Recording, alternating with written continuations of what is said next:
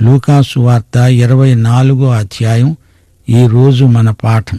సావధానంగా వినండి. ఆదివారమున తెల్లవారుతూ ఉండగా ఆ స్త్రీలు తాము సిద్ధపరచిన సుగంధ ద్రవ్యములను తీసుకొని సమాధి వద్దకు వచ్చి సమాధి ముందర ఉన్న రాయి దొర్లించబడి ఉండడము చూచి లోపలికి వెళ్ళారు గాని ప్రభువైన యేసు దేహము వారికి కనపడలేదు. ఇందును గూర్చి వారికి ఏమీ తోచటం లేదు. ప్రకాశమానమైన వస్త్రములు ధరించిన 2 మనుష్యులు వారి వద్ద నిలువబడ్డారు. వారు భయపడి ముఖములను నేల మోపి ఉండగా వీరన్నారు, సజీవుడైన వానిని మీరెందుకు మృతులలో వెదుకుతున్నారు? ఆయన ఇక్కడ లేడు, ఆయన లేచి ఉన్నాడు. ఆయన ఇంకా గలిలయలో ఉన్నప్పుడు మనుష్య కుమారుడు పాపిష్ఠులైన మనుష్యుల చేతికి అప్పగించబడి సిలువ వేయబడి 3వ దినమందు లేవవలసి ఉన్నదని ఆయన మీతో చెప్పిన మాట జ్ఞాపకము చేసుకోండి అని వారితో అన్నారు. అప్పుడు వారాయన మాటలు జ్ఞాపకం చేసుకున్నారు. సమాధి వద్ద నుండి తిరిగి వెళ్ళి ఈ సంగతులన్నీ 11 శిష్యులకు తక్కిన వారికందరికీ తెలియచేశారు. ఈ సంగతులు అపొస్తలులతో చెప్పిన వారెవరనగా మగ్దలేనే మరియా, యోహన్నా, యాకోబు తల్లి అయిన మరియా, వారితో కూడా ఉన్న ఇతర స్త్రీలు. అయితే వారి మాటలు వీరి దృష్టికి వెర్రి మాటలుగా కనపడ్డాయి గనుక వీరు వారి మాటలు నమ్మలేదు. అయితే పేతురు లేచి సమాధి వద్దకు పరిగెత్తుకొని పోయి వంగి చూడగా నారబట్టలు మాత్రము విడిగా కనపడ్డాయి. అతడు జరిగిన దానిని గూర్చి ఆశ్చర్యపడుతూ ఇంటికి వెళ్ళాడు. సోదరీ సోదరులారా, ఈ స్త్రీలు సుగంధ ద్రవ్యాన్ని తెచ్చారు గాని అక్కడ యేసు భౌతిక కాయం లేదు గనుక ఈ పరిమళ ద్రవ్యాలన్నీ వృధా. ఒకసారి మరియా యేసు పాదాలను అచ్చ జటామాంసి అత్తరుతో అభిషేకిస్తూ ఉంటే యూదా అన్నాడు, ఎందుకీమె ఈ విలువైన అత్తరు వృధా చేస్తున్నది? అవును, అప్పుడు ఆమె చేసింది వృధా కాదు గాని ఇప్పుడు ఈ స్త్రీలు ఈ సుగంధ ద్రవ్యాలను వృధా చేశారు. యేసు బయటికి రావడానికి రాయి ఆటంకం కాదు, దర్శకులు లోపలికి వెళ్లి చూచి నమ్మేటందుకు రాయి దొర్లించబడింది. మృతుల మధ్య సజీవుణ్ణి ఎందుకు వెతుకుతున్నారు? సమాధి దగ్గరికి స్త్రీలెందుకు వచ్చారు? పేతురు, యోహాను ఎందుకు పరిగెత్తుకుంటూ వచ్చినట్లు? మృతుల మధ్య మృతులను వెతకటానికా గాని యేసు సజీవుడు, సజీవుణ్ణి మృతుల మధ్య వెతకటం అవివేకం. యేసు మృతులలో నుండి లేచాడని వారు నమ్మలేదు. దేవుడు చెప్పిన మాట విన్నారు గాని నమ్మలేదు.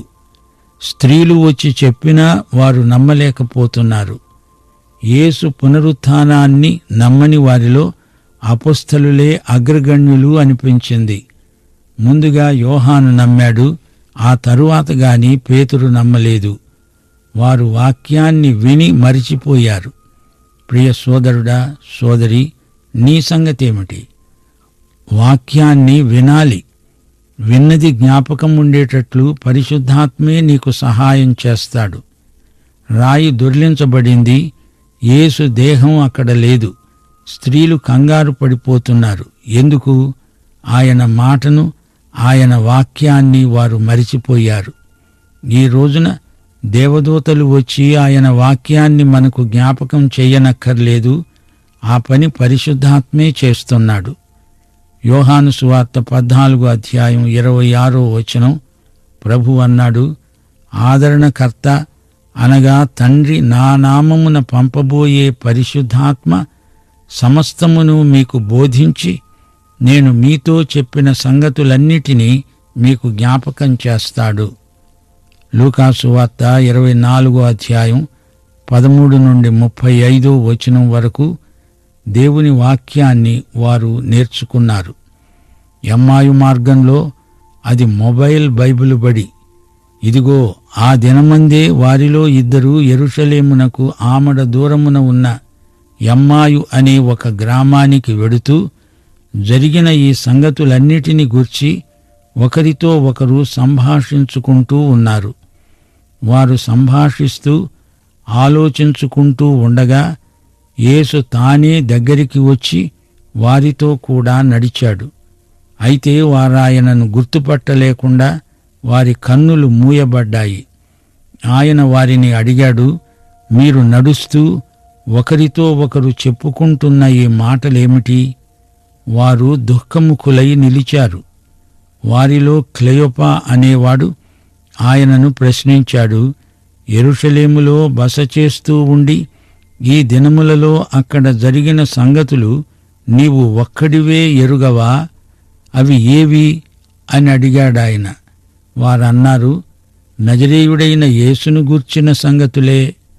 ఆయన దేవుని ఎదుట, ప్రజలందరి ఎదుట క్రియలో వాక్యములో శక్తిగల ప్రవక్త అయి ఉన్నాడు. మన ప్రధాన యాజకులు, అధికారులు ఆయనను ఏలాగు మరణశిక్షకు అప్పగించి సిలువ వేయించారో నీకు తెలియదా? ఇశ్రాయేలును విమోచింపబోయేవాడు ఈయనే అని మేము నిరీక్షించి ఉన్నాము. ఇదిగాక ఈ సంగతులు జరిగి నేటికి 3 దినములైంది.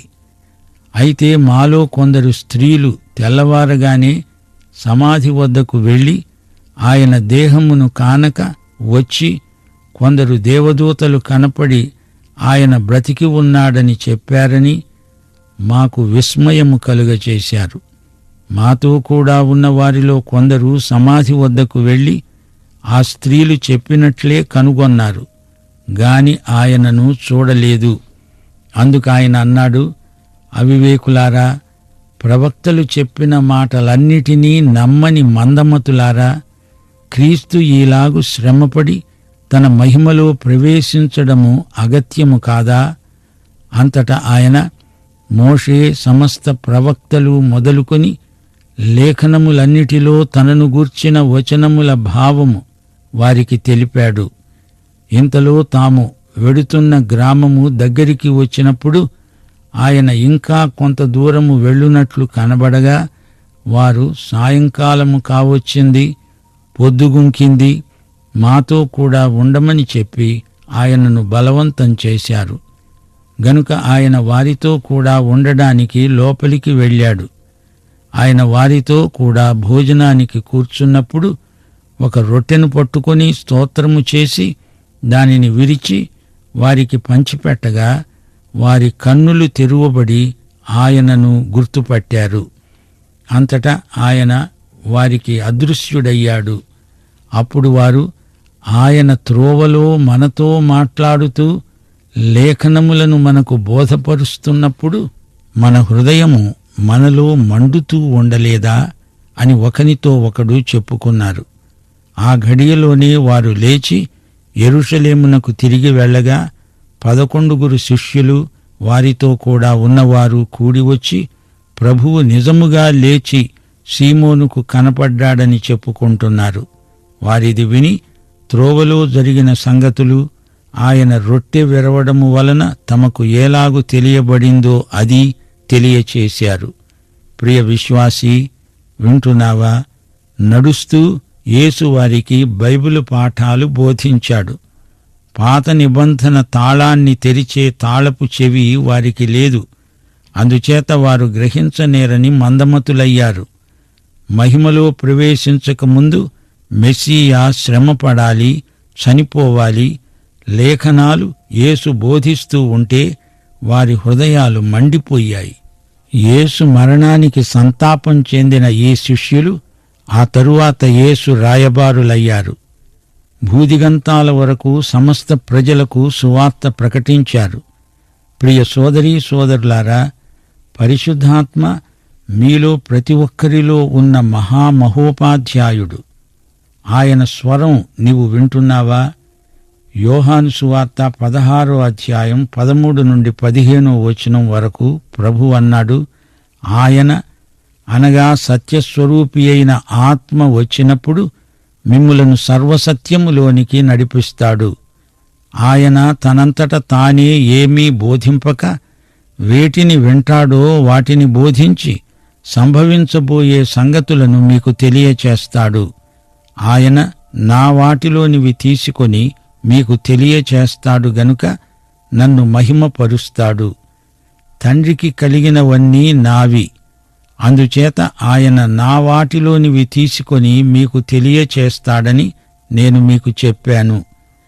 ఎమ్మాయి గ్రామం యెరూషలేముకు 12 కిలోమీటర్ల దూరంలో ఉంది. ఎమ్మాయి గ్రామానికి వెడుతున్న వారితో నడుస్తున్నాడు యేసు. అది వారు గుర్తుపట్టలేకపోయారు. ఆయన పునరుత్థానుడయ్యాడంటే వారు నమ్మే స్థితిలో లేరు. సంతాపంతో వారి గుండెలు నిండి ఉన్నాయి. యేసే సంభాషణ ఆరంభించాడు. యేసు శిలువ వేత వృత్తాంతం అందరికీ తెలుసు, నీకు తెలియదా అని వారు యేసునే అడుగుతున్నారు. ఎక్కడో మారుమూలన జరిగింది కాదు, ఇది అందరికీ తెలిసిన వార్త. అగ్రిప్పతో పౌలు ఇదే మాట అన్నాడు. అపొస్తలుల కార్యములు 26వ అధ్యాయం 27వ వచనం. అగ్రిప్పరాజా, ఇది ఒక మూలను జరిగిన కార్యము కాదు. ఎమ్మాయు బాటసారులు యేసును గొప్ప ప్రవక్త అని పేర్కొంటున్నారు. ఇశ్రాయేలు విమోచకుడు అంటున్నారు. ఆయన సిలువ వేయబడి చనిపోయాడు అని వారు తమ ప్రగాఢమైన సంతాపాన్ని వెలిబుచ్చారు గాని యేసు పునరుత్థానం ప్రవచనమే వారికి గుర్తు లేకుండా పోయింది. స్త్రీల సాక్ష్యం వీరు నమ్మలేదు. సమాధి ఖాళీగా ఉంది అంటే వారు నమ్మలేదు. ఖాళీ సమాధిని చూచిన తరువాత కూడా ఆయన లేడనే సంతాపం మాత్రమే మిగిలింది గాని పునరుత్థానమనేది వారికి తోచనే లేదు. యేసు వీరికి తన కాళ్ళు చేతులలో శిలువ మేకుల గుర్తులు చూపలేదు గాని వారికి లేఖనాలను జ్ఞాపకం చేస్తున్నాడు. ప్రవక్తలు చెప్పింది నమ్మని మందమతులారా అని ప్రభువు వారిని గద్దించాడు. దేవుని వాక్యాన్ని నమ్మని వారు దేవుణ్ణి నమ్మనట్లే. వాక్యానుసారంగా జీవించడమే భక్తి. దేవుని వాక్యాన్ని నమ్మితే అది అర్థవంతమవుతుంది. కాని కొందరు అర్థం కావటం లేదని చదవరు. ప్రభువే మన మనోనేత్రాలు వెలిగించాలి. లేకపోతే వాక్య సత్యాలు ఒక పట్టాన అర్థం కావు. పరిశుద్ధాత్మ దారి చూపకపోతే వాక్య భూమిలో మనం ప్రయాణించలేము. నీ వాక్యమందలి ఆశ్చర్యకరమైన విషయాలు నేను చూడగలుగునట్లు నా కన్నులు తెరువు అని దావీదు ప్రార్థించాడు. లూకాసు వార్త 24వ అధ్యాయం 36 నుండి 45వ వచనం వరకు దేవుని వాక్యమును గైకొనడం ఎంత ముఖ్యమో మనం గుర్తించగలం. వారు ఈలాగు మాట్లాడుతూ ఉండగా ఆయన వారి మధ్యన నిలిచి, మీకు సమాధానమగునుగాక అని వారితో అన్నాడు. అయితే వారు దిగులుపడి భయాక్రాంతులై భూతము తమకు కనపడిందని తలంచారు. అప్పుడాయన అన్నాడు, మీరెందుకు కలవరపడుతున్నారు? మీ హృదయములలో సందేహములు పుట్టనేలా? నేనే ఆయనను అనడానికి నా చేతులను నా పాదాలను చూడండి, నన్ను పట్టి చూడండి. నాకున్నట్లుగా మీరు చూస్తున్న ఎముకలు మాంసము భూతమునకు ఉండవు అని చెప్పి తన చేతులను పాదాలను వారికి చూపాడు. అయితే వారు సంతోషము చేత ఇంకా నమ్మకుండా ఆశ్చర్యపడుతూ ఉండగా ఆయన, ఇక్కడ మీ వద్ద ఏమైనా ఆహారమున్నదా అని వారిని అడిగాడు. వారు కాల్చిన చేప ముక్కను ఆయనకిచ్చారు. ఆయన దానిని తీసుకొని వారి ఎదుట భుజించాడు. అంతటా ఆయన, మోషే ధర్మశాస్త్రములో ప్రవక్తల గ్రంథములలో నన్ను గూర్చి రాయబడినవన్నీ నెరవేరాలని నేను మీ వద్ద ఉండినప్పుడు మీతో చెప్పిన మాటలు నెరవేరినవి అని వారితో చెప్పాడు. అప్పుడు వారు లేఖనములు గ్రహించున్నట్లు ఆయన వారి మనస్సును తెరిచాడు. ప్రియ విశ్వాసులారా, అసలు రహస్యమిదే. లేఖనములు మనం గ్రహించాలంటే ప్రభువు మన మనస్సులను తెరవాలి. మోషే ప్రవక్తలు యేసును గురించే రాశారు, చెప్పారు. వారి ప్రవచనాలు యేసు మరణ పునరుత్థానములలో నెరవేరాయి. యేసు ఎమ్మాయి మార్గంలో వారితో నడిచాడు, వారితో భోంచేశాడు. యేసుతో నేను, నాతో యేసు భోంచేయడమే మన సహవాసం. పునరుత్థానుడైన యేసు ఈ రోజున మనతో సహవాసం చేయగోరుతున్నాడు. యేసు పునరుత్థానుడైన తరువాత మనతో భోజన సహవాసం చేస్తున్నాడు. నా కాళ్ళు చేతులు, అందులో శిలువ మేకుల గుర్తులు చూడండి, మీరెందుకు భయపడుతున్నారు? నేను శిలువ వేయబడిన క్రీస్తునే అని ప్రభువు వారికి తనను తాను ప్రత్యక్షపరుచుకున్నాడు.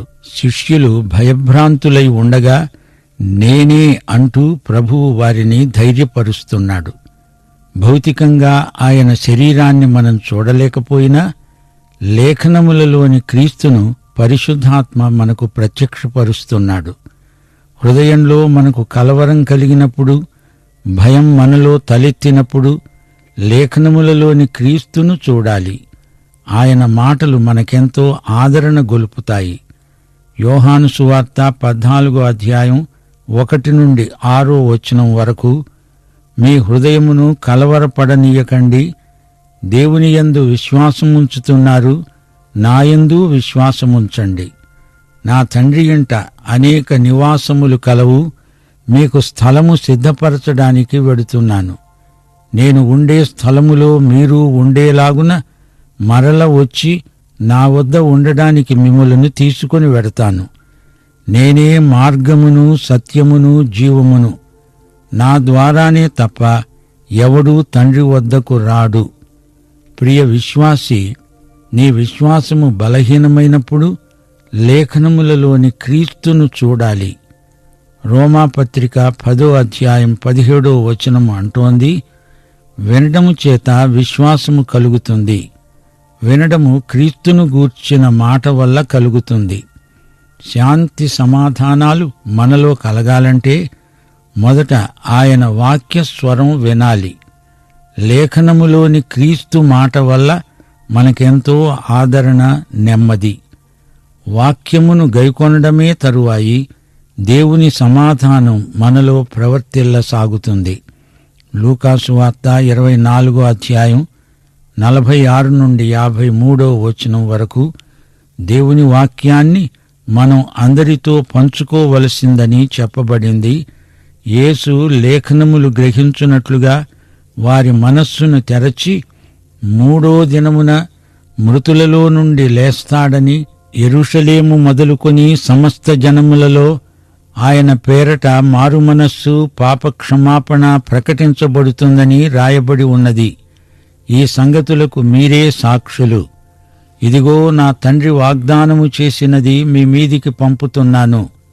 మీరు పైనుండి శక్తి పొందే వరకు పట్టణములో నిలిచి ఉండండి అని వారితో చెప్పాడు. ఆయన బేతనీయ వరకు వారిని తీసుకొని పోయి చేతులెత్తి వారిని ఆశీర్వదించాడు. ఆశీర్వదిస్తూ ఉండగా ఆయన వారిలో నుండి ప్రత్యేకించబడి పరలోకానికి ఆరోహణుడయ్యాడు. వారు ఆయనకు నమస్కారము చేసి మహానందముతో యెరూషలేమునకు తిరిగి వెళ్లి ఎడతెగక దేవాలయములో ఉండి దేవునికి స్తోత్రము చేస్తూ ఉన్నారు.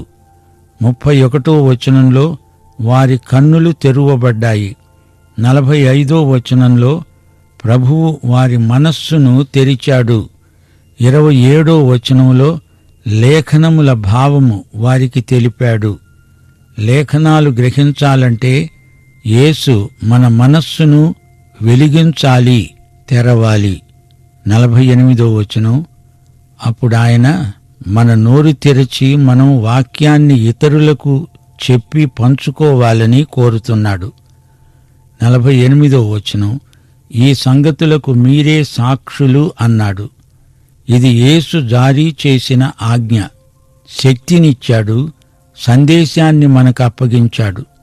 52, 53 వచనాలలో వారు ఆయనకు నమస్కారం చేశారు, ఆరాధించారు, ఆనందించారు, అందరికీ సాక్ష్యమిచ్చారు. యేసు ఆరోహణమై వెళ్ళిపోతూ వారిని ఆశీర్వదించాడు. అయితే ఈసారి ఆయన వచ్చినప్పుడు తీర్పరిగా వస్తాడు. లోకానికి తీర్పు, సంఘానికి ఆశీర్వాదం, ఆనందం. ఆయన రాకడ సంఘానికి శుభప్రద నిరీక్షణ. సోదరీ సోదరులారా, విశ్వాసులారా, వింటున్నారా? లూకా శుభవార్త ఇంతటితో ముగిసింది. యేసును ఇంకా సన్నిహితంగా తెలుసుకొని ఆయన్ను ఇంకా గాఢంగా ప్రేమించడానికి లూకా సువార్త ఎంతగానో దోహదపడుతుంది. లూకా సువార్తలోని యేసును ఒక్కసారి తేరి చూడండి.